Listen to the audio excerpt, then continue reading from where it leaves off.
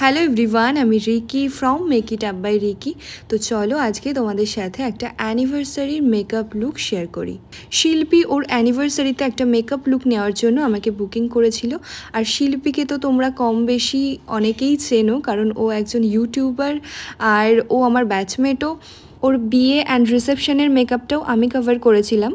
চলো এবার আসি মেকআপে। ও পার্টি মেকআপের জন্য এইচডির প্যাকেজটা বুক করেছিল। আর এই হচ্ছে ওর বেস কমপ্লিট করে ফেলেছি আমি। এরপর একে একে কন্ট্যুর, ব্লাশার অ্যান্ড হাইলাইট আমি করে নিচ্ছি ওর ফেসটাকে সুন্দর করে।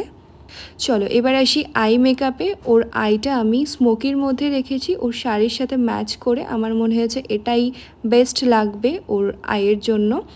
এরপর আমি লাইনার অ্যাপ্লাই করে নিলাম। লাইনারটা খুব সুন্দর করে স্মাচ করে নিয়েছি। এরপর দেখো একটা টিপ পরিয়ে নিলাম ছোট্ট, অ্যান্ড লিপস্টিক পরিয়ে নিলাম।